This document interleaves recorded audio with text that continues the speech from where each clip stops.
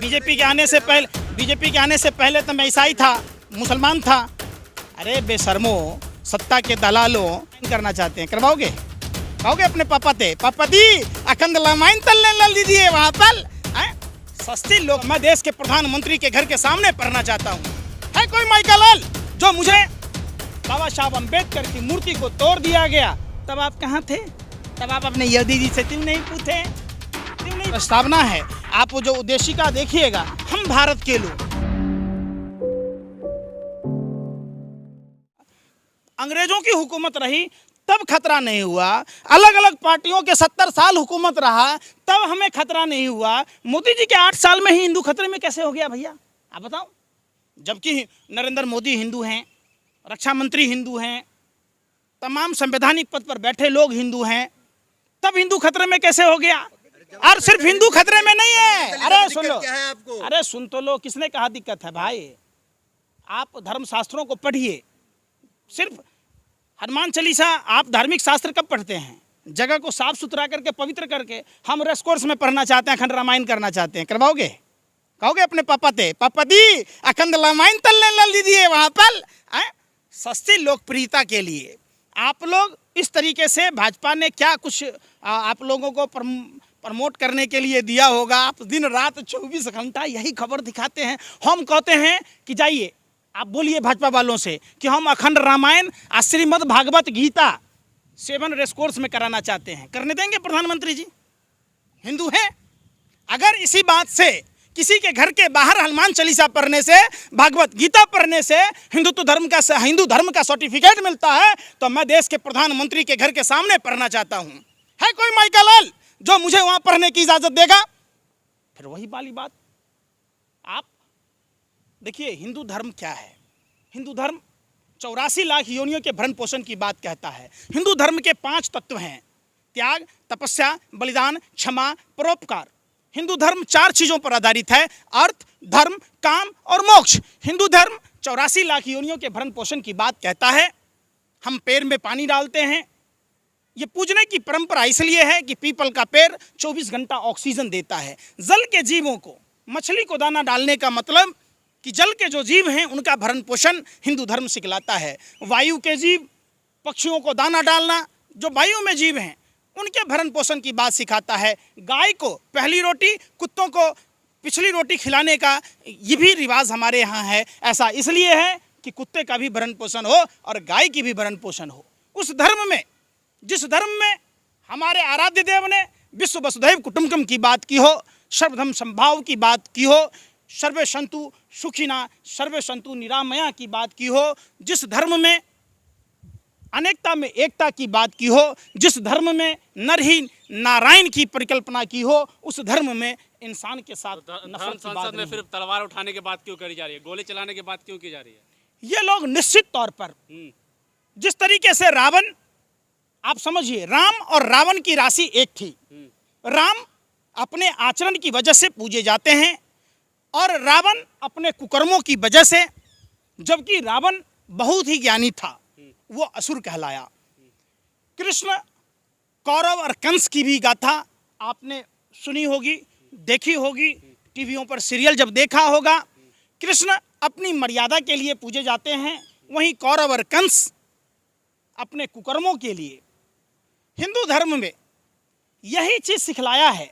सभी धर्म शास्त्रों में सत्य और असत्य की लड़ाई के लिए अपनों से लड़ना सिखाया है। किसी को नुकसान न समझिए। जब रामचंद्र जी लंका विजय के बाद अयोध्या आए तो गोस्वामी तुलसीदास रामचरितमानस में लिखते हैं, अपने भाई भरत की विनती पर उन्होंने परहित को धर्म माना और दूसरों को नुकसान पहुंचाने जैसा अधर्म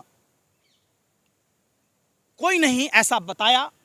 तो अब समझिए, ये जो लोग भगवान के नाम पर भगवा वस्त्र पहनकर दूसरे धार्मिक स्थानों पर जाकर किसी की आलोचना करना, शक्ति प्रदर्शन करना, ये जो तमाम चीज़ें हैं, ये सरासर गलत है और ये हमारे धर्म के अनुरूप नहीं है।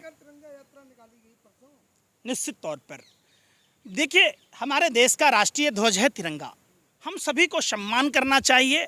हम सभी को इस तिरंगे के जो मान सम्मान की बात है, बाबा साहब अम्बेडकर ने समता मूलक समाज, धर्मनिरपेक्ष राष्ट्र की बात की। हम सब भारत के लोग, हमारे संविधान में, मैं आज सिर्फ वही लेके नहीं चल रहा, आप संविधान में जो हमारी प्रस्तावना है, आप जो उद्देशिका देखिएगा, हम भारत के लोग, मतलब भारत में रहने वाले हम सभी भारत के लोग हैं। तो सबको एक नज़र से देखा जाना चाहिए। कौन लोग हैं जो हमें आपस में फूट डाल रहे, हमें आपस में लड़ा रहे, यही बात सीखने की ज़रूरत है और देश बचाने की ज़रूरत है। देखिए, डरता तो वो है जिसके कर्मों में दाग होता है। हम तो प्रभु श्री चित्रगुप्त के वंशज हैं, हमारे खून में ही न्याय है और न्याय के लिए ही हम लोग जाने जाते हैं। जैसे सांप का बच्चा सांप होता है, हाथी का बच्चा हाथी होता है, ऐसे ही मुखबरी करने वाला, देश की दलाली करने वाला का जो जिसका डीएनए है, वही आज सत्ता में है। एक बात बताइए, उस समय टीचर को 12 रुपया मिलता था महीना पेंशन, आज सावरकर का गोरे अंग्रेज का जीजा और फूफा लगता था जो 60 रुपया महीना पेंशन देता था। बात हम इसलिए लेके घूम रहे कि आप सभी मीडिया के लोग अंधे हो गए, गूंगे और बहरे हो गए। जरा जरा सी बात पर लेकर लाउड स्पीकर के लिए हनुमान चालीसा आपको याद है, जब प्रभु श्री चित्रगुप्त को नमस्ते इंडिया फूड्स प्राइवेट लिमिटेड ने जो कर कहा, तब आपने किसी भाजपा आरएसएस के नेताओं से सवाल क्यों नहीं पूछा? क्या उनका खून पानी हो गया? इस निंदा करने वाली कंपनी जो अपने ऐड में भगवान चित्रगुप्त को जोकर कहता है, उस पर कोई कार्रवाई करने की बात नहीं होती है। और आप तमाम देश के मीडियाओं से वो सवाल खत्म हो जाता है। आखिर क्यों? क्योंकि इसमें आपको टीआरपी नहीं मिलेगी, इसमें आपको फायदा नहीं होगा, इसमें हिंदू मुसलमान नहीं होगा, इसलिए आप इस पर चर्चा नहीं करते। इसलिए मैं साथ में लेकर घूमता हूं, क्योंकि मैं प्रभु श्री चित्रगुप्त का वंशज हूं। मुझे फक्र है कि मैं भगवान चित्रगुप्त के वंश में जन्म लिया, मुझे फक्र है कि मैं जयप्रकाश नारायण के वंश में जन्म लिया, मुझे फक्र। जातिवाद कर रहे हैं फिर आप, हो गया। आइए, आप जैसे कुत्तों से भी सबक लिया होता, कुत्ते भी बेवजह नहीं भौंकते, फिर आप क्यों भौंकते? जयप्रकाश नारायण ने सामाजिक न्याय की बात की, हमने तो सामाजिक न्याय का विरोध नहीं किया, फिर आप कैसे कर रहे हैं ना? फिर इसमें जातिवाद हुआ क्या?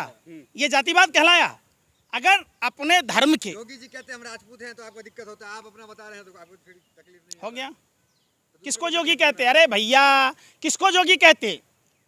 उसी जोगी जी ने कहा कि रामचंद्र जी क्षत्रिय, तो क्षत्रिय धर्म का निर्वाह करते हुए रायबरेली के जगतपुरा में जो दलित युवकों को पैर चटाया गया, तब आप कहाँ थे?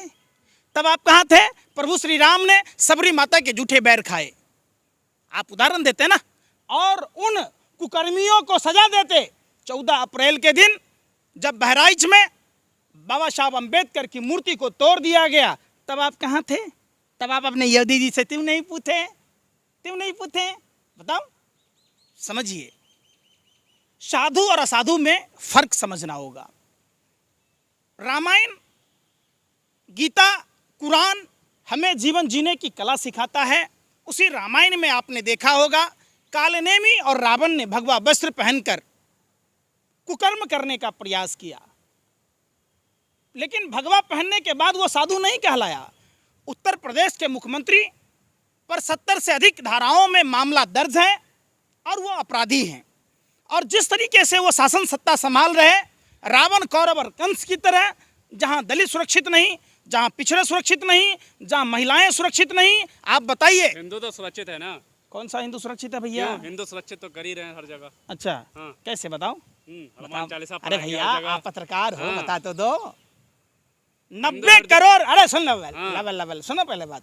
90 करोड़ देश के युवाओं में 45 करोड़ आज नौकरी के लिए प्रयास भी नहीं कर पाए हैं। उन 45 करोड़ युवाओं में कितना हिंदू है बता दीजिए आप, कुछ तो बताइए। इतनी भी बेशर्मी मत कीजिए, गूंगे बहरे हो गए। आपको ये तो पता चल गया ना कि हिंदुत्व मॉडल के अलग हट करके आप चुनाव नहीं जीत सकते, इसलिए आप भी आजकल कट्टर हिंदू बनने की कोशिश कर रहे हैं, हनुमान चालीसा और टीका वीका लगा रहे हैं। अच्छा, आपको बीजेपी के आने से पहले, बीजेपी के आने से पहले तो मैं ईसाई था, मुसलमान था। अरे बेशर्मो, सत्ता के दलालों, 900 साल मुगल बादशाह रहा, तब हम हिंदुओं को कोई खतरा नहीं हुआ। खबरों में बने रहने के लिए फोरम 4 को सब्सक्राइब करें और नोटिफिकेशन पाने के लिए बेल आइकन दबाएं।